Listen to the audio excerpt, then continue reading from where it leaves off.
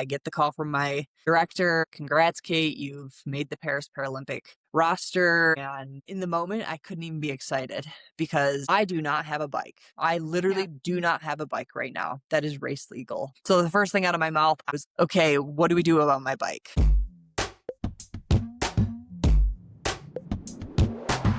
Welcome to Athlete Actually, the women's sports podcast where we ask the questions athletes actually want to answer. I'm Elizabeth Montalvan, a professional water skier and marketing strategist, and this show is produced by Parity, a women's sports marketing and sponsorship consultancy.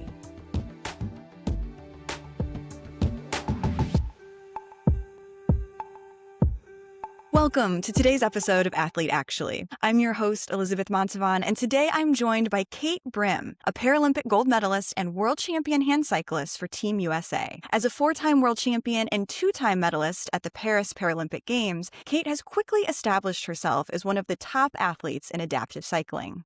But her path to the podium has been anything but typical. After a routine surgery in 2017 left her a quadriplegic, Kate had to relearn what independence looked like, eventually discovering adaptive sport and a passion for hand cycling. She's since gone on to compete and win at the highest level even while managing a type 1 diabetes diagnosis, becoming a powerful example of an athlete who always finds her way back to sport. This season of Athlete Actually is presented by DNA Vibe. DNA Vibe is a new category of wearable regenerative technology designed to support the body's natural recovery processes, trusted by athletes, trainers, and high performers who are redefining what strength, recovery, and longevity look like. DNA Vibe's patented wearable devices combine non-thermal red and near-infrared light, micromagnetic signaling, and microvibration to work in harmony with the body's natural processes to support circulation, comfort, and overall well-being, helping you move better, recover smarter, and stay in the game. If you're training hard or simply want to feel and perform your best, you can learn more at dnavibe.com/recovery. Before we get into today's conversation, I want to start with On Our Radar, one thing from the world of women's sports that's caught our attention. Here's the headline. The WNBA has officially entered a new salary era, and it's changing what's possible for women athletes in real time. The context? Well, this is following the league's new collective bargaining agreement, and we're now seeing contracts at a level that didn't even exist a year ago. Asia Wilson signed a 3-year, $5 million deal, and then just days later, Aaliyah Boston surpassed that total value with a 4-year, $6.3 million extension. All thanks to a new provision that allows top-performing players to reach max contracts earlier. My takeaway? For perspective, the highest paid players in the league were just making around $250,000 last season. So this isn't incremental growth. It is a complete reset. And more importantly, it signals that women's sports aren't going away anytime soon. And they're finally starting to pay like it. So that's what's on our radar, and this is Kate Brim. Kate, thank you so much for joining us today. I am so excited to hear your story, and I really want to dive straight into it. But before I do that, I have some manners, so let me ask you, how are you doing? What have you been up to lately? Thank you for having me. I'm absolutely honored to be here. I'm getting back into the swing of racing this year, which has been an absolute honor, and I'm so excited to be back into racing. It's been nerve-wracking, exciting. My first World Cup this past month went really well. Managed to do a full sweep and win in the team relay, the time trial, and the road race, which was really cool. And also, we just had a really challenging course. And it was in a new location for the first time ever. It was held in Asia, which they have never had a World Cup or World Championships held over there. So this was a pretty big deal. And so for that being my first race back was absolutely amazing. And, it's been quite the journey over these past couple years. I feel like we're about to add so much context to this incredible comeback you just described, because that is the whole point of my next question, which is, Kate, tell me your sports story that no one's ever asked you about. Yeah, so I was injured in December of 2017. I sustained a spinal cord injury because of surgery, which is, as you know, pretty rare. And it's that little 2% chance that we all sign away with for surgeries and stuff that none of us ever blink an eye at or think about.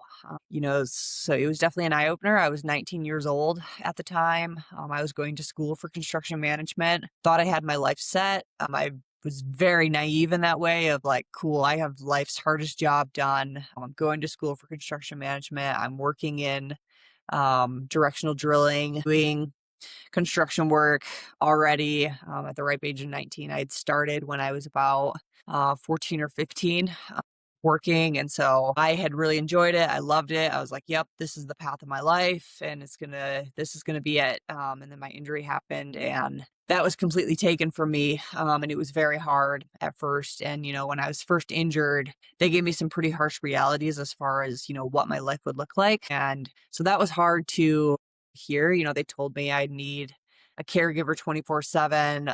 I'd never be able to be independent. And, they thought that living in a nursing home would honestly be the best option for me, just based upon my level of injury and the extent of my injury. And that was very hard to hear and put me in a pretty dark place for several weeks when I was first injured. It's hard to hear when you're 19 years old because many of us, when we think of nursing homes, we think of, the places that our grandparents go, when they just become a little more less independent and need extra help and stuff. And so that was my thought. I was like, no way in hell am I going to be put in a place with a bunch of old people. It came later on to learn, that is not the case for nursing homes. Yes, it is a large population, but it is also a tool for people with extensive disabilities and diagnoses. It is a huge tool, and it's a tool that I understand is very valuable now, and I'm grateful that it's there. But it was not for me. Thankfully, I was sent to an amazing rehabilitation hospital, Mary Free Bed. And their whole goal is getting people back to doing what they love, whether it be through community, through religion, through sport, you name it. That's their goal. No matter the diagnosis, the disability, they're going to figure out a way for it to make it happen. And that's exactly what they did for me. For me, like I said, I felt like I was starting all over again with life. And they introduced me to adaptive sport. And so my first couple years after my injury, I was trying everything under the sun you could imagine, and enjoying every bit of it. And I fell in love with hand cycling and wheelchair rugby. And I love both of them very much, but hand cycling especially, just the freedom that it gave me, the independence that it gave me, and it got me out of my wheelchair and just feeling a little more, in the beginning days, just like normal, level with my peers around me, and like I wasn't someone different or sometimes I felt like a burden in many ways. And so that was hard, but hand cycling and wheelchair rugby community within both is what really started to show me my independence and what's truly possible, and how far we can push ourselves and stuff. And the sky's the limit as far as opportunities, if you are willing to get out of your comfort zone and try them. And that's exactly what I did with Mary Free Bed. And, they were a huge stepping stone in my career. And I couldn't thank them enough. But yeah, so I did wheelchair rugby and hand cycling pretty recreationally at first, for the first few years, because for some reason, I was like, the competition side of things isn't for me, I don't think. And, I just enjoy the recreational side and the social aspects of it, and it getting me out there. And then after enough people egging me on to get into competition, I did my first paracycling race and immediately fell in love with it and had the thought of like, my goodness, why did I say no for so long? Yeah, so it was one of those moments, and I was a rower, able-bodied, and so, I've always had a competitive spirit, and I always did when I was doing group rides and when I was coming to practices for wheelchair rugby. I was always very competitive out there, which is why people were always being like, "Come on, you gotta try this, you gotta try this." And so, yeah, when I finally said yes, I felt like a whole new set of doors opened for me, just the amount of people that I met and amount of new things that I learned, and just the amount that it helped me grow and stuff in my learning independence and becoming confident in myself was absolutely huge. So yeah, did my first race in I think the end of 2021 is when I did my first race. And like I said, I fell in love with it. And so then I did my first paracycling specific race 2022, which is where I qualified for my first World Cup and World Championships. And it was Very much so. So when I went into that race, I had just hired a coach, my coach, Tom Davis, who I'm still with to this day. And he and I had talked over the phone, and he was like, okay, well, you're signed up for this race. I had already signed up for the race prior to having hired him. And he had just said, okay, you're going to go out there and you're going to experience everything you could possibly experience in a race. You're going to experience large climbs. You're going to experience fast descents, technical turns, wind, all of it, you name it. You're probably going to experience it out there. And all I want you to do is go out there and ride as hard as you possibly can. And we're going to take that data and start working off of that. And I was like, okay, I can do that. And Wow, I just got so, goosebumps. That is sounds like such a pivotal moment in your yeah, athletic journey. And I just want to point out, so this routine surgery you had that did not go routine. It's not, I don't know if accident is the right word, but how do you refer to that moment? What's the right terminology there yeah, for you? it's I wouldn't say it was even an accident, it was nothing that the surgeon did or anything. I developed Mhm. a blood clot that traveled up my spinal canal and damaged my C4, C5 portion of my spinal cord. And so, it was at the end of the day, it was my body's own doing. And, I get the question all the time of like, oh, did you sue and stuff? And I'm like, no, I didn't. It was my body's own doing. And if you look at my case and my care and stuff, I had the best care you could have ever imagined. They made sure I Yeah. was taken care of. They made sure I was safe. They made sure I had everything I needed. They looked at all avenues of like, oh, can she recover? Oh, can she not recover? What's her new normal going to look like? They did all of that absolutely amazingly. And the surgeon was full hands on deck. And throughout the whole recovery journey for me. And so, I couldn't have asked for a better outcome despite the unfortunate circumstances. And so, yeah, it's Absolutely. yeah. And then to hear that you go from this moment to a full-fledged professional athlete in under 5 years is what the timeline sounds like to me. Yeah. That's an incredible use of human spirit, if we're being honest. I'm sure that this whole experience tested every part of you, both mentally and physically. But I'm really thinking mentally here about probably all of the new skills and places you had to go to learn this whole new world. What an accelerated timeline you were on, and to come out Yeah. with so much success so quickly, is just quite frankly incredible. Yeah. Yep. And when I did that race in Chattanooga and I had found out that I had qualified for the World Cup and World Championships, it wasn't even 2 weeks later before we were going to be heading to Canada for that World Cup and the World Championships. And I Oh had my to learn gosh. how to break apart a bike and put it in a bike case. Also, I didn't have a bike case, so my coach, who was in Indiana, lent me his case that he had. And we were over the phone between him and then my Mary Free Bed group, all going over how to break apart a bike and stuff and get it packed and ready for flying and stuff. So I had to learn that. I had to learn how to travel with all this equipment and fly with all this equipment for the very first time, which was nerve wracking. And, thankfully, getting to the airport and stuff, I had my mom and stuff, and she is very much so at the time was like, is a keep your feet planted on the ground type person, stay in your comfort zone. And so this was like pretty nerve wracking for her. And I still remember it to this day of her sending me off, and like we cried happy tears and stuff, but it was absolutely amazing. And, one of the biggest things I always throughout my whole journey with everything that I've been through is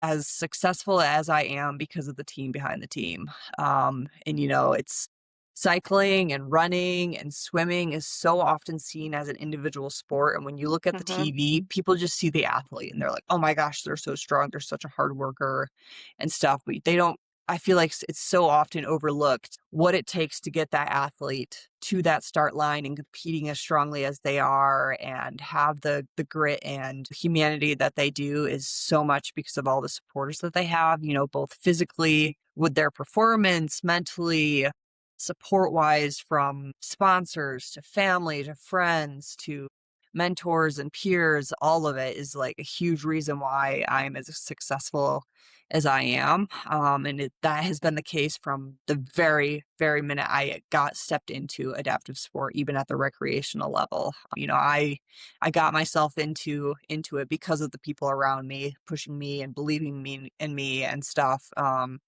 so, yeah, yep, I qualified for my first World Cup and World Championships. We did it. And also at the time, I was pretty newly diagnosed to type 1 diabetes. Right. I've been diabetic for about 5 years now. And so we went into that World Cup and World Championships. I was still very new to diabetes, still figuring it out and stuff. And so the team that I had on that World Cup and World Championships, all of us were like, we really don't know what we're doing, but we're going to like roll with the punches and stuff and go with it. And it was quite nerve-wracking. Actually, one of my races, I raced low the whole race in the 40s. Oh my God. Yes. Yep. And we were like, yeah, this is not good. And so, little back context, I can't feel my low blood sugars. I've never been able to. And so it's always been kind of this, especially in the beginning it was this like gray line of like, am I really low? Like, what is this? And so, because I use a continuous glucose monitor, and so there was a lot of learning still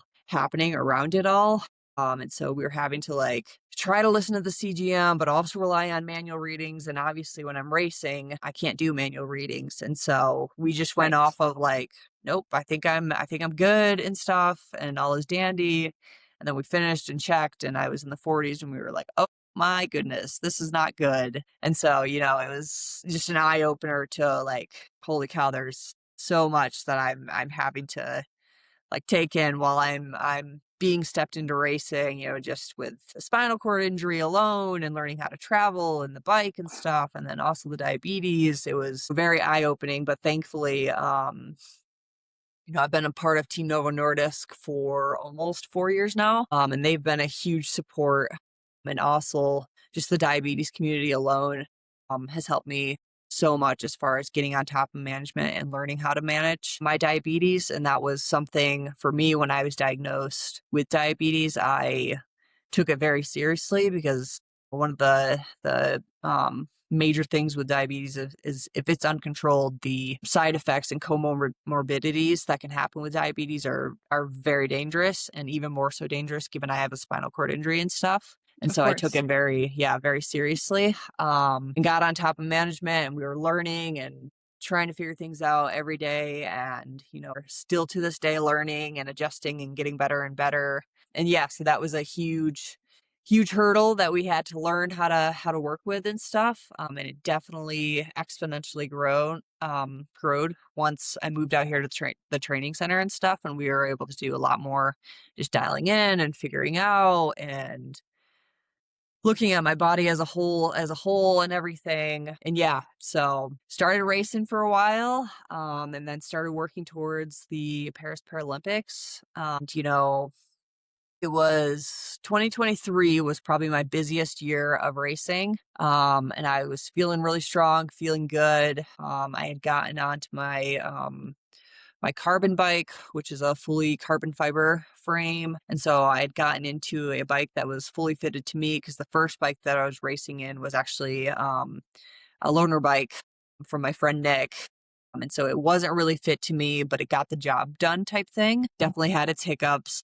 But yeah, I got into my first carbon bike that was fitted towards me, and all the adaptations were made to me and my disability. And so I have a really unique shifting and braking setup on my bike. So I actually brake with my elbow, Okay. and then I shift with two buttons that rest right behind my ear when I'm in my bike. So in order to go down the cassette into an easier gear, I just move my head to the left, and to go up into a harder gear, I move my head to the right. And so it was all stuff that we were like just engineered and we're like working through to make work for me, because my hands are clipped into my cranks when I'm pedaling, and I don't have the hand function to be able to like press a button well enough or engage a brake lever. And so we figured that out and stuff, and we're doing all the racing, and it became the year of Paris. And I had said, okay, I've gotten this far. I'm feeling really strong. The biggest thing I have to do is just keep leaning on my team and stay healthy. Like, that's all I have to do is just keep putting in the work, stay healthy, and do what you're doing. And so that was what I was doing. And then it was about 2 weeks, not even 2 weeks before our last qualifying event for the Paris Paralympics. And the importance of this event, no matter how many races you did the past year or years, if you wanted to make the games, you had to be at this I see. race. And so it was very important. And then it was about 2 weeks before that, I was on one of my long rides up north, and I had finished my ride, and I got off my bike and I went to go load it up into my car, and the back end of my bike, I noticed it like moved a lot more, and I was like, oh, that's weird. And then I noticed the whole back end of my bike was cracked. The carbon fiber was from end to end. No. Yes. Yeah. And I was like, this is not good. And mind you, I had not had the bike even a year. And so I was like, what in the world? And so I was like trying to go through everything. I called Carbon Bike and was like, hey, this is my situation. The whole back end of my bike is cracked. And I haven't even had this bike a year. And at first, they were like, oh, this is how much it's going to be in order to, get a new frame and stuff. And I was like, well, first of all, I got to be to this race in less than 2 weeks. That's not enough. And like, we got to figure out how to fix this. And Right. so then I was calling all the carbon repair companies here in Colorado. None of them would touch it because they were like, nope, that's essentially the spine of the bike. And if something goes wrong with that, then we're liable for it, which I totally understood. I was like, yep, this is unfortunate. This sucks. Thankfully, I found a prosthetics company through a triathlon friend here right in Colorado Springs. And they did a very get me by job and used epoxy to repair the back end of my bike. And so epoxied together, my bike made it to the race. And it was actually, I was boarding the plane to get on the race, and our director called me and he was like, hey, come prepared to race, but just know that there's a very likely chance that you may not pass bike check, and we'll address it when you get there. And so bike check Interesting. is something that we have to all go through to ensure that our bikes are safe and meet the United Cycling Industry's specifications as far as rules and just all the little nitty gritties. You're not allowed to have certain things to make you like more aero or anything like that. And then safety rules as well. And so I was like, that was a hard bullet to bite. And so that whole flight, I was just like shivering in my pants. And mind you, Yeah. yeah. And so my mom and I, this happened to be the one flight that we were not sat together. And so she didn't know. And then we deboarded, got all my stuff. We got into the rental car, and then I let her know, and just both of us were like, crap. And so it was one of those moments where I, again, just had to lean back on the like, okay, I've got to like just trust the system right now. I've done what I can do. I'm as prepared as I can be. I've just got to use these training days to train, get myself ready, and be ready to show up on race day, ready to race. And so, This yeah, is that's a exactly, really interesting kind of nuance to sport that I want to point out to our listeners. Your conversation around carbon fiber equipment, my skis are made of carbon. And so I understand a little bit about what you were experiencing. And you probably know that two bikes made from carbon, they're never going to be identical, no yeah, matter how they tried to build them, just like two skis, because there's so much carbon fiber in them, they're never the same. But where you and I differ is I can modify my skis when there are faults. We use a lot of JB Weld steel stick. I'm not sure if you're yeah, familiar with that, but we use that to rebuild edges of skis because they don't have to pass any type of inspection. There are regulations, but they're very broad, and nobody would build a ski outside of those regulations because it wouldn't be skiable. In your context, it has to pass very strict yeah, inspections and qualifications.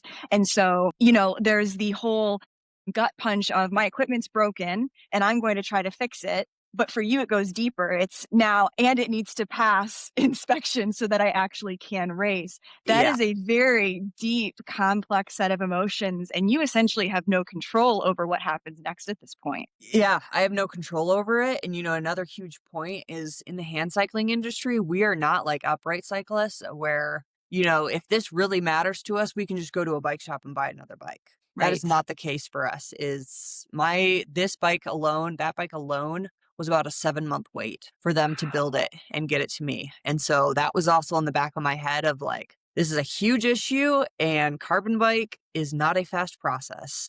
and this Right. could be a really big issue. But like I said, I had to trust my gut and be like, okay, I've done what I can do, and that's all I can do. And I have to show up race day ready to race. And so race day showed up, and let me tell you, I was never more nervous. I could feel my heart beat all the way in my mouth. Like I showed up to those two lines and parked my bike, and they started looking at it, and of course they immediately go to my draft bar, the back of my bike where the repair is, and they start messing around with it. And normally it's a very quick, like they touch it for like 2 seconds, check a couple measurements, all is good, and they start looking at it and messing around with it.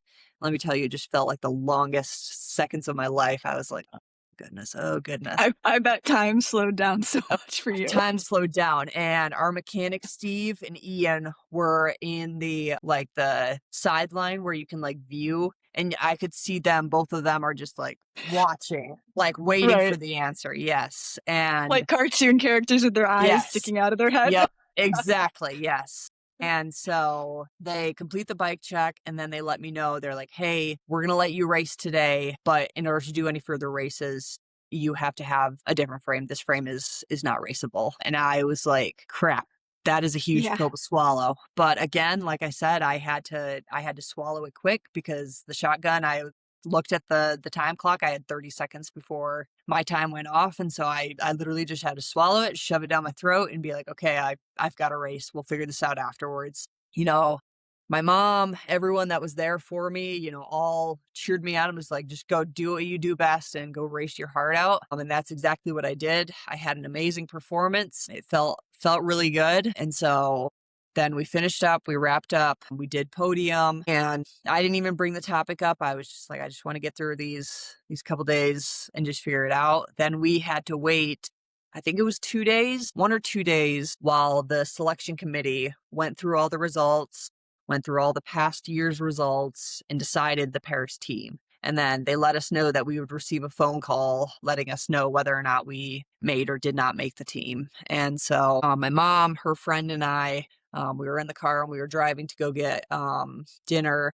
And I get the call from my director, and the first thing out of his mouth is he congratulates me. He's like, congrats, Kate, you've made the Paris Paralympic roster, and I'm super excited to see what you are able to accomplish there, and we're gonna go kick some butt. It was so hard. In the moment, I couldn't even be excited, because I was internalizing this. I do not have a bike. I literally do not have a bike right now that is race legal. And so the first thing out of my mouth when he told me that, I couldn't even say like, thank you, or like, oh my gosh, I'm so excited. It was literally, okay, what do we do about my bike? And yeah, so then that was the amazing thing about Ian is, he is so professional and just knows all the ins and out of the Paralympic world and our equipment and stuff, and is so dialed in and has the connections and contacts with Carbon Bike and all the like major prosthetics companies and stuff to get out all of the athletes within cycling the equipment that we need. And so he was like, yep, we're going to get in contact with Carbon Bike and get this figured out. And we're going to get it figured out one way or another. So took that and I was like, okay, let's do this. We're going to do this. And so we had a little under a month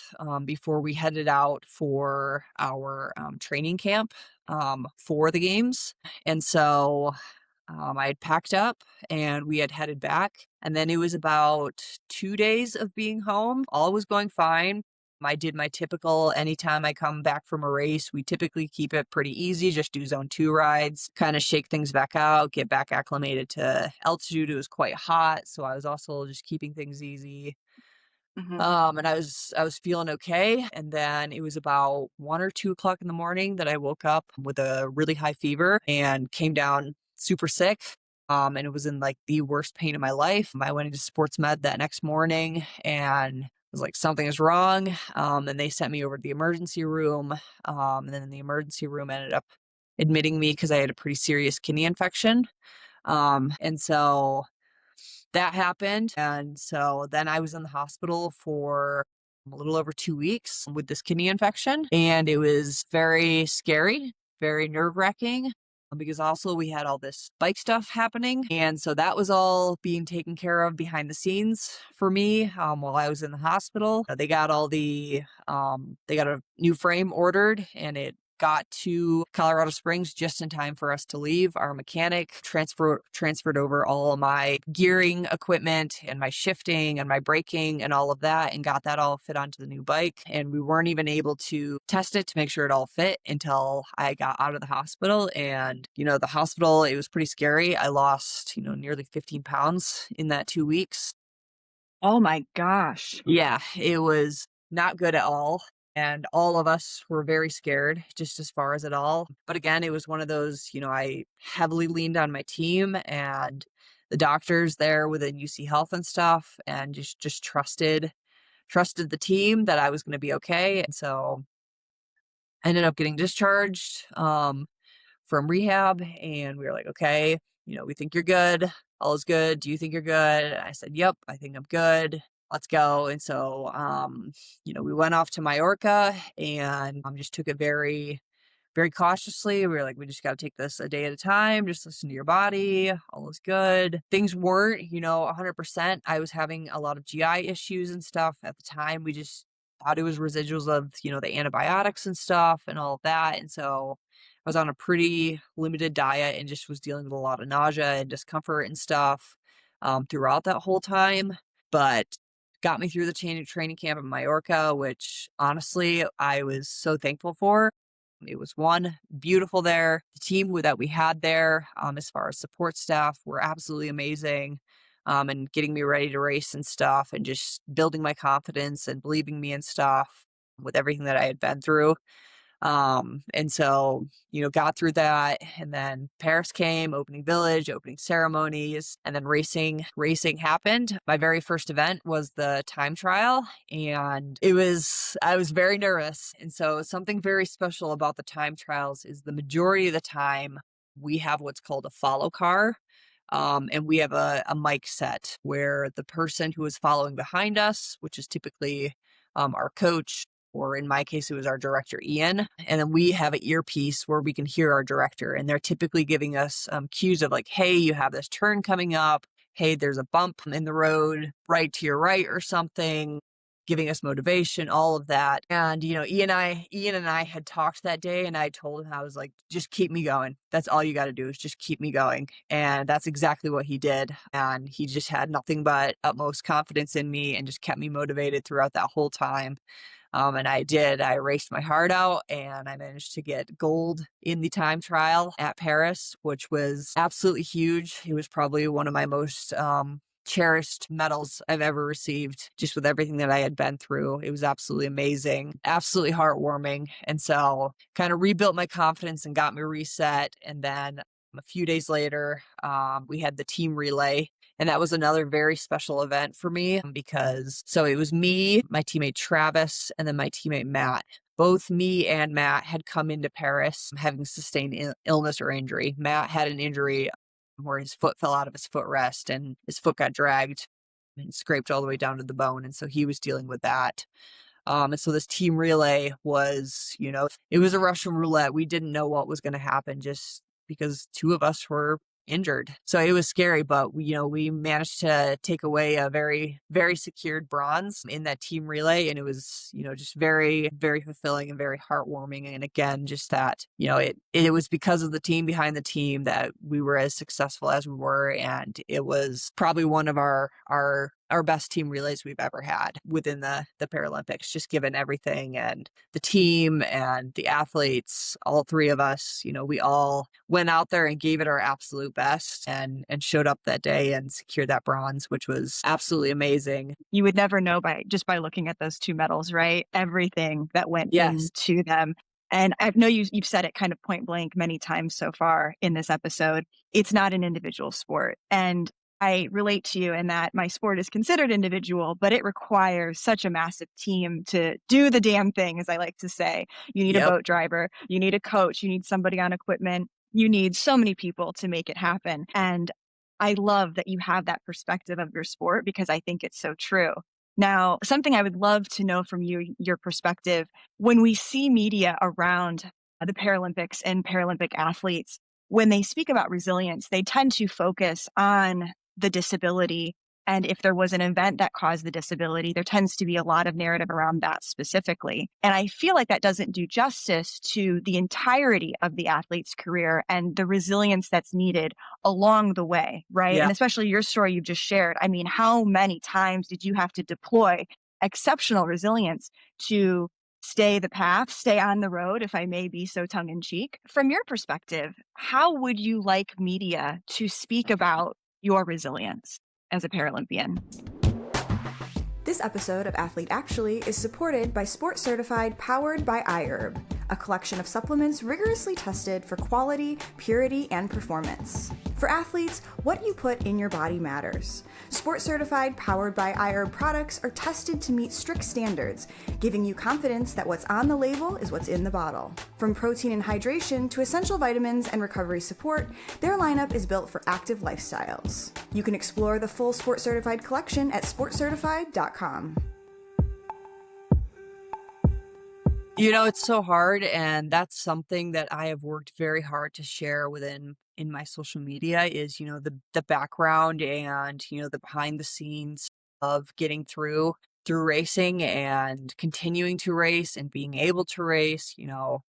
Racing is both a privilege and it's also, it's an honor. It's something I enjoy very much. One of the biggest things I always say is I love racing and I love being competitive, but the main reason I race is to show myself, not only myself, but also others, what's truly possible out there, despite circumstances and disabilities and everything that we face in day to day, both on the Olympic and the Paralympic side. It's something I love about the Olympics and Paralympics is every single one of us athletes have such just absolutely incredible stories and journeys getting to sports. We're not like the NBA and NFL and stuff where we're receiving $1 million, incomes and stuff to get us to sports. The majority of Olympic and Paralympic athletes are working side jobs just in order to do their sports and represent their country in their sports.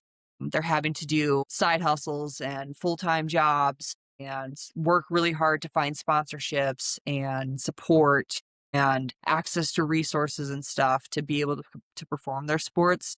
Huge reason why the Olympics and Paralympics are so strong and has such a powerful movement is because of how hard each and every athlete works to show up on that stage. And it's a big reason why I am still here to this day, even despite everything I've been through, is because every single one of us athletes are dealing with struggles, daily struggles and battles and stuff, and coming onto that stage to be as strong as we possibly can and represent our nations and represent the world and just show, what is truly possible. And so, yeah, I think it's very important to understand the stories and just what all it takes to show up to the start lines and show up ready for game day and everything is a huge, huge part of it. Yeah, absolutely. I mean, when you and I think of all the athletes that we know, professional athletes, and the background context that we have on their story and like everything that goes into making that person that we know, it's so much more rich than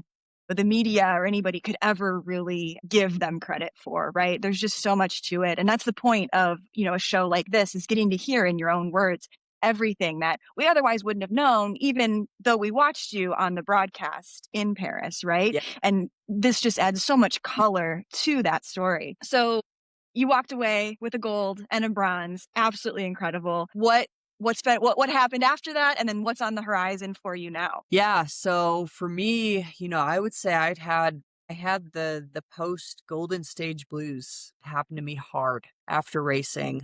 Because after I was done racing at the Paralympics, we had world championships. I secured gold there as well, and it was amazing. But it was immediately after Paris, so I actually stayed over in Europe. I was in Europe about a month and a half total, almost 2 months. And I came back, and the reality for me is I was still facing complications from this kidney infection that we had to get figured out. I was dealing with something called autonomic dysreflexia, which is where it raises your blood pressure due to my spinal cord injury whenever there's something wrong with your body. We were trying to get that figured out. And then I was having a lot of GI issues still that we couldn't get figured out at the time.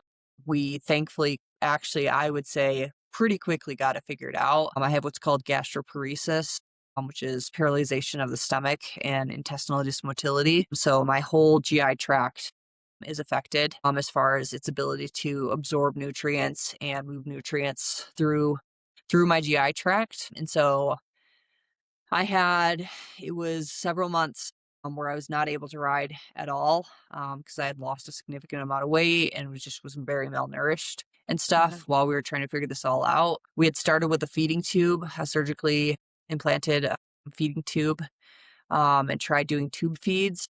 And we thought that was going well. My weight was going up a little bit, but my lab values were still not the best. But we were like, we're trying to look at it as a global picture of like, yeah, I think things are all right. And it was World Championships last year. Right before then, my GI team had said, hey, this is where we're at. I don't think this is going as we need it to be, and you need to consider what's called total perinatal nutrition, which is nutrition that goes straight to your venous system through a central line, and it is very dangerous. It's very high risk, and it was something I was not ready for at all. And that was quite literally a few days before leaving for World Championships. And I had told them, I was like, no, I don't think we're there. I want to make sure we've exhausted all options feeding tube wise before we go that route. And they were like, okay, yep, that's totally fine. That's totally fair. And yeah, we had tried a lot feeding tube wise, and it was not the most successful at all.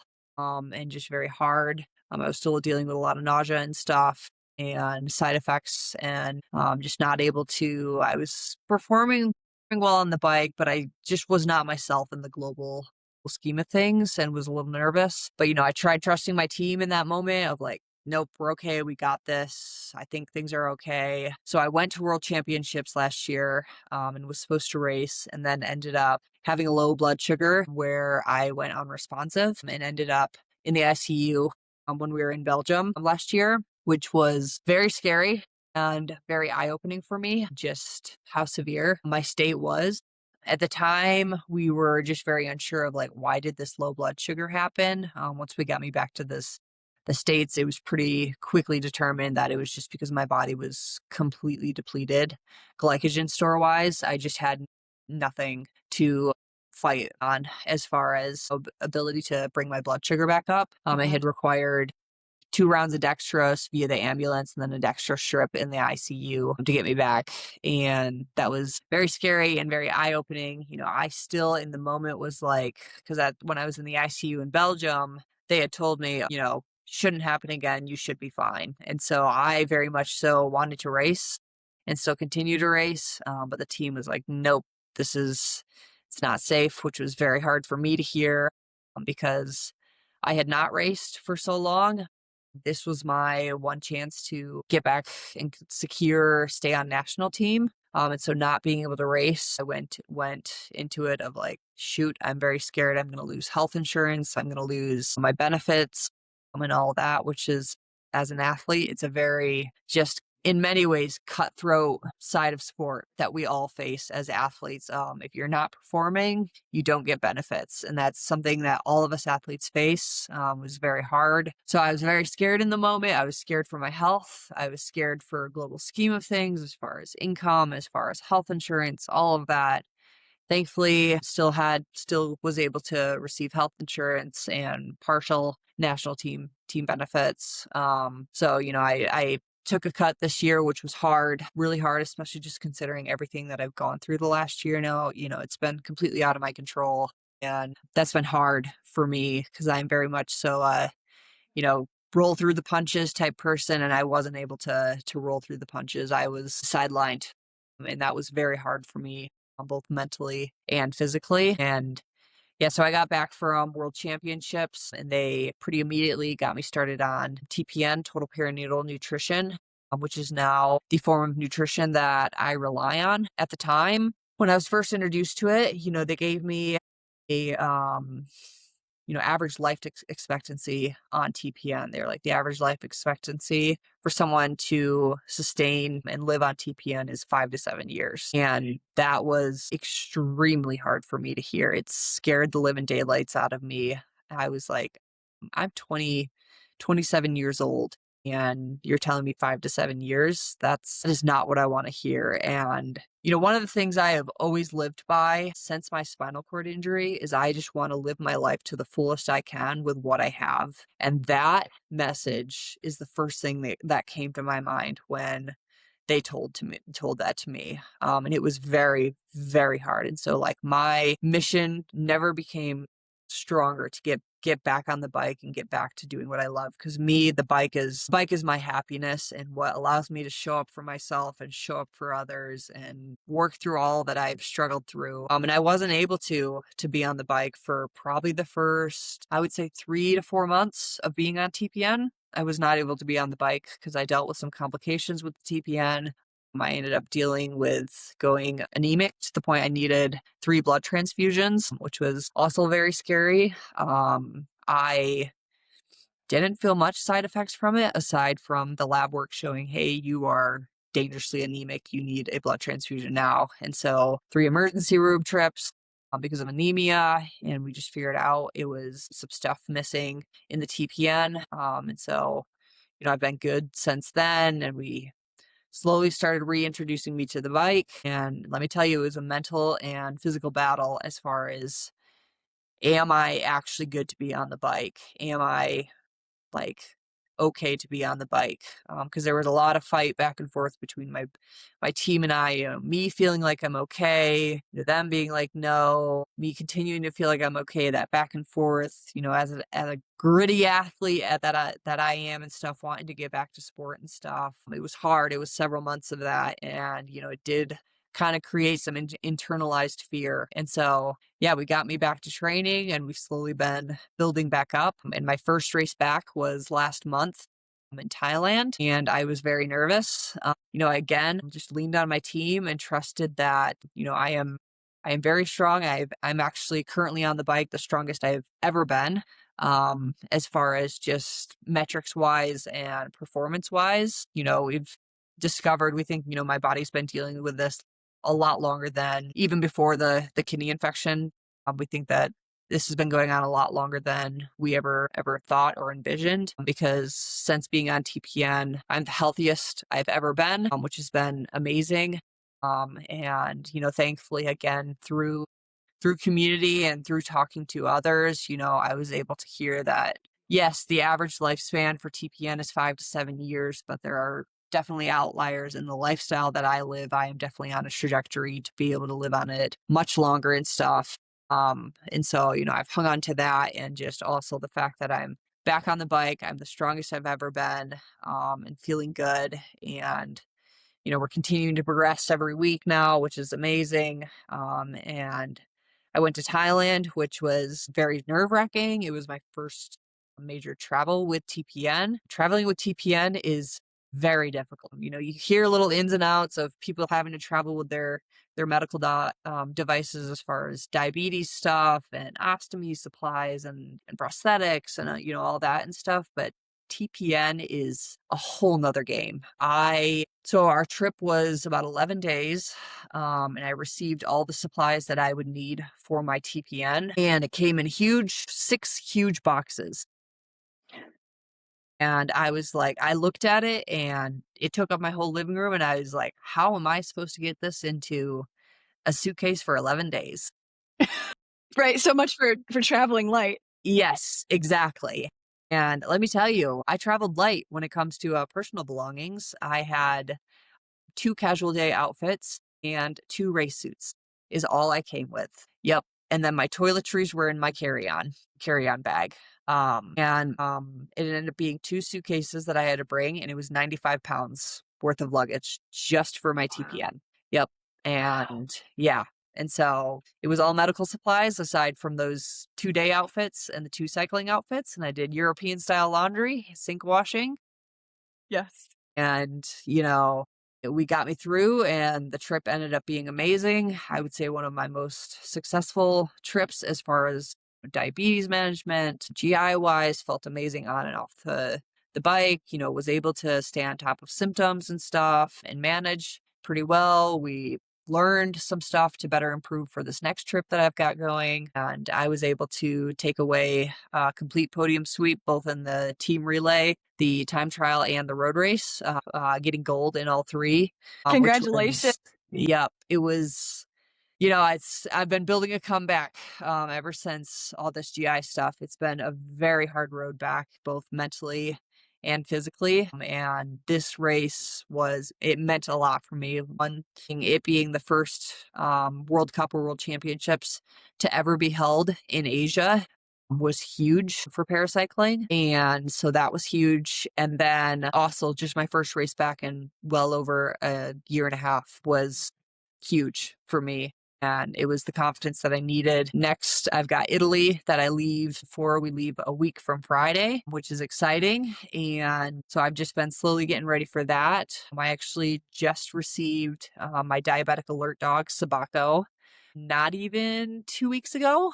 And so he and I have been bonding together and becoming a team. And he's been catching both low and high blood sugars, getting exposed to all different types of situations and stuff. He's a young guy. He's not even a year and a half old.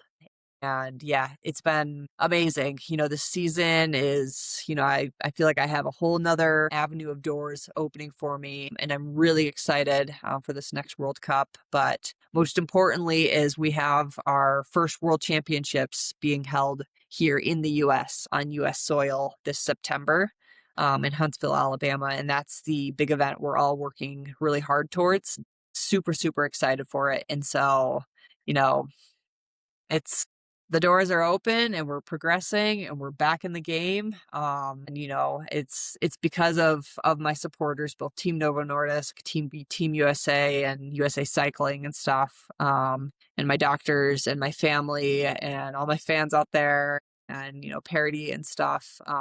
Wouldn't be doable without all of you guys. And so I feel like Kate, you're not giving yourself enough credit though. I mean, you said it yourself. You are such an outlier in every sense of the word. And I admire that so much about you. Every time there's a new curveball thrown at you, you find a way to grow and capitalize on it. And I feel like if we say that the Kate that won the Paralympics was Kate Brim 2.0, I feel like we're about to see Kate Brim 3.0 season in yeah. Huntsville. Your story is just truly incredible. Thank you for sharing so much of it. Yeah. Yeah. One of the things that since my injury I've always lived on is, we can sit in perpetual sadness and in our sorrows and stuff, or we can take those struggles and run with them and try to grow with them and work with them and move on with life and, use them as our little kick in the butt that we need to keep us going and just keep pushing on.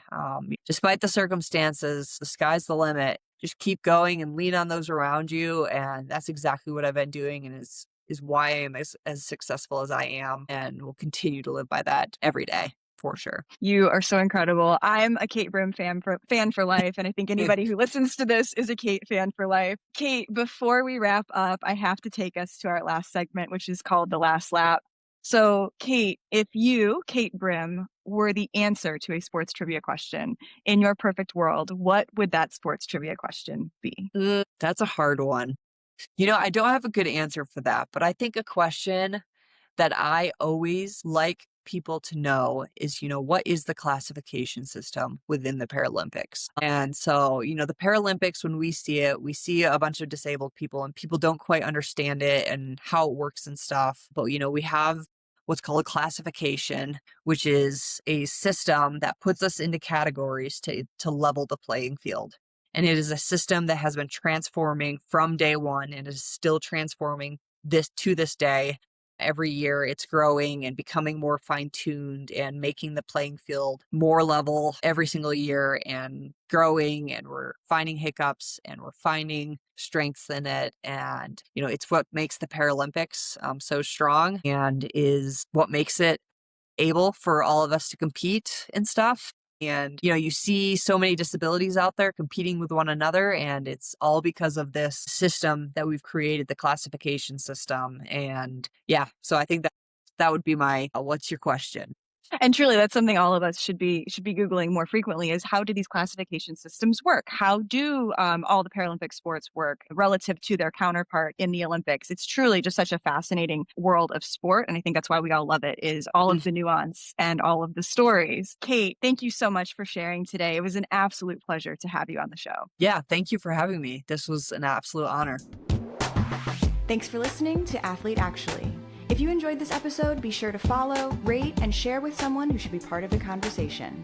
To learn more about how brands are partnering with pro women athletes, visit ParityNow.com.